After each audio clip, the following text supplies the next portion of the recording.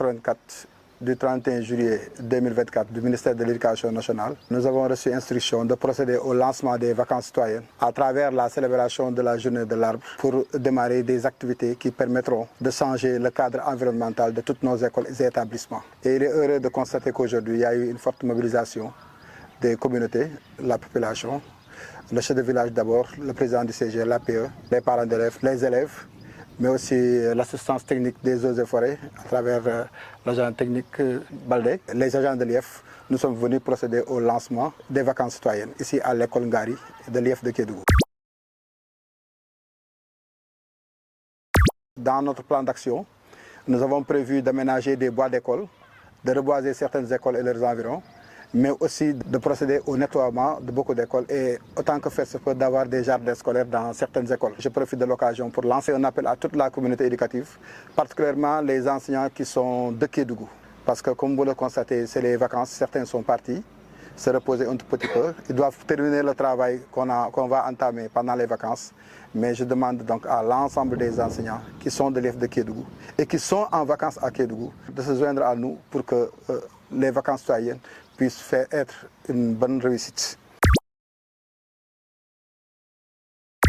Aujourd'hui, l'élève peut projeter ce qu'il apprend en classe au niveau de ce jardin. Le jardin aussi peut être le prétexte pour dérouler des enseignements-apprentissages, mais en même temps, ça crée le réflexe et ça crée l'affection vers la terre. Et aujourd'hui, quand on parle de souveraineté d'une manière générale, il faut commencer très tôt à cultiver cette souveraineté à travers la souveraineté alimentaire.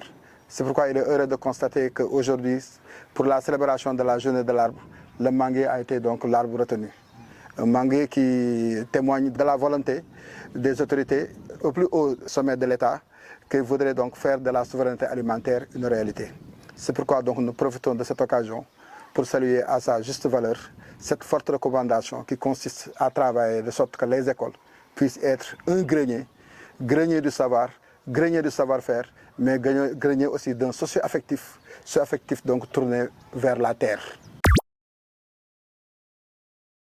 Je tiens aussi à remercier l'IEF de Kédougou qui a honoré l'école de Ngari. Et aussi je remercie tous les parents qui se sont mobilisés pour venir assister. Et aussi mes adjoints.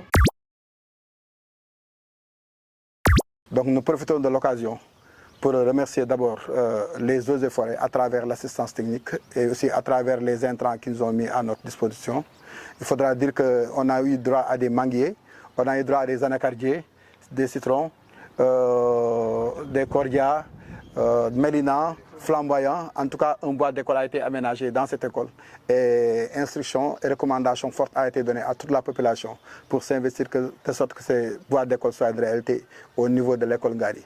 Nous avons aussi à remercier, en tout cas, toute la communauté de la mobilisation et leur dire que maintenant, ce n'est pas une mobilisation d'un jour.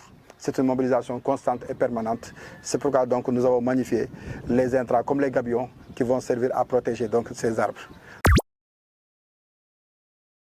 Pour l'entretien, je vais parler avec les élèves et donner chaque élève une plante. D'ailleurs, c'était déjà commencé avec le reboisement qu'on avait déjà fait.